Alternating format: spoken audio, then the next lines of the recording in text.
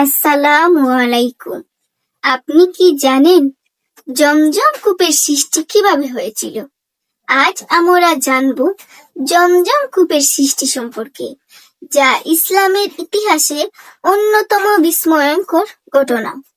ভাবুন তো, এমন একটি কূপ যার পানি হাজার হাজার বছর ধরে প্রবাহিত হচ্ছে, অথচ কখনো শুকিয়ে যায়নি।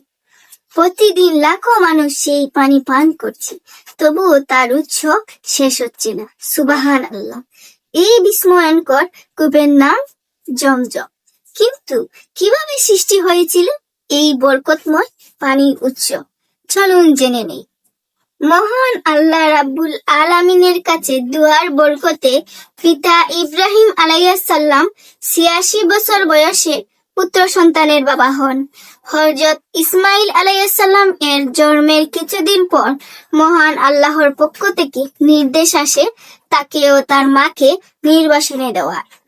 এটি ছিল মহান আল্লাহর পক্ষ থেকে এক কঠিন পরীক্ষা। আল্লাহ নির্দেশে হযরত ইব্রাহিম আলাইহিস সালাম ইসমাইল আলাইহিস সালাম ও তার মাকে মক্কার ফারার পর্বতের উপত্যকায় বিজন ভূমিতে একটি বড় গাছের নিকট রেখে আসেন। সামান্য খাদ্য ও পানি দিয়ে মহান আল্লাহর হেফাজতে তাদের রেখে যান। মা হাজেরা বুকের দুধ পান করিয়ে বিজন ভূমিতে সন্তান লালন পালন করতে থাকেন। কিছুদিনের মধ্যেই সমস্ত খাবার ও পানি ফুরিয়ে যায়।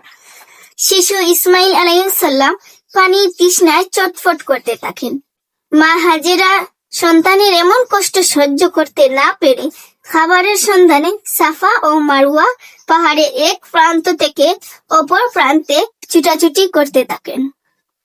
এভাবে তিনি সাফা ও মারওয়ার মাঝে ৭ বার দৌড়ান। ৭ম বার মারওয়া থেকে ফিরে এসে তিনি একটি আওয়াজ শুনতে পান। তখন আল্লাহ ফেরেশতা জিবরাইল আলাইহিস সালামকে প্রেরণ করেন। ফেরেশতা জিবরাইল আলাইহিস সালাম ভূমিতে আঘাত করলে সেখান থেকে পানি বের হতে শুরু করে। হাজেরা আলাইহিস সালাম দ্রুত পানি চারপাশে বাঁধ দিয়ে ধরে রাখেন এবং পানি সংগ্রহ করতে থাকেন। এভাবেই সৃষ্টি হয় পৃথিবীর সবচেয়ে বরকতময় পানির উৎস জমজম কূপ। রাসূল সাল্লাল্লাহু আলাইহি সাল্লাম বলেছেন, জমজমের পানি যে উদ্দেশ্যে পান করা হবে, আল্লাহর ইচ্ছায় সে উদ্দেশ্যে উপকার লাভ হয়। হাজার হাজার বছর পেরিয়ে গেলেও এই কূপের পানি আজও প্রবাহিত হচ্ছে এবং কোটি কোটি মানুষ তা পান করছে। এটি আল্লাহর অসীম কুদরত ও রহমতের এক মহান নিদর্শন। আল্লাহ আমাদের সবাইকে জমজমের বরকত লাভ করার তৌফিক দান করুন। আমিন। ভিডিওটি ভালো লাগলে লাইক দিন, কমেন্টে সুবহানাল্লাহ লিখে যান।